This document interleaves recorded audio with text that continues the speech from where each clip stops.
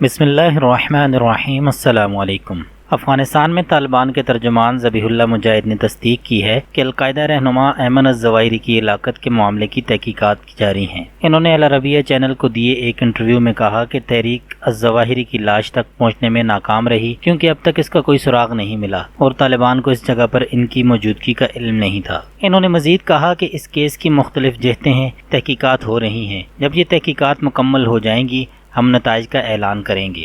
انہوں نے العربیہ کو یہ بھی بتایا کہ الظواہری کے گھر کو نشانہ بنانے والے میزائل نے سب کچھ تباہ کر دیا۔ انہوں نے کہا کہ یہ علاقہ بہت محفوظ ہے اور عام طور پر اس کا معائنہ نہیں کیا جاتا۔ ذبیح اللہ مجاہد نے امریکہ کی طرف سے کیے گئے آپریشن کو دوحہ معاہدے کی خلاف ورزی قرار دیتے ہوئے کہا کہ اس کے منفی نتائج برآمد ہوں گے۔ قابل ذکر ہے کہ امریکی صدر جو بائیڈن نے 2 اگست کو اعلان کیا تھا کہ امریکہ نے القاعدہ کے رہنما ایمن الظواہری کو کابل میں ہلاک کر دیا ہے۔ الظواہری کی ہلاکت القاعدہ کے لیے 2011 میں اسامہ بن لادن کی ہلاکت کے بعد سب سے بڑا دھچکا ہے۔ یہ واقعہ شکوک پیدا کرتا ہے کہ طالبان نے مسلح گروہوں کو پناہ نہ دینے کے اپنے عہد کو کس حد تک پورا کیا۔ یہ آپریشن امریکہ کی طرف سے افغانستان میں کسی ہدف پر شروع کیا جانے والا پہلا اعلان کردہ حملہ ہے۔ واشنگٹن نے گزشتہ سال 31 اگست کو طالبان کی اقتدار میں واپسی کے چند دن بعد اس ملک سے اپنی فوجیں نکالی تھیں۔ الظواہری کے بارے میں خیال کیا جاتا ہے کہ وہ 9/11 حملوں کا ماسٹر مائنڈ تھا جس نے 11 ستمبر کے حملوں سمیت القاعدہ کی کارروائیوں کی ہدایت کی تھی اور بن لادن کا ذاتی معالج بھی تھا۔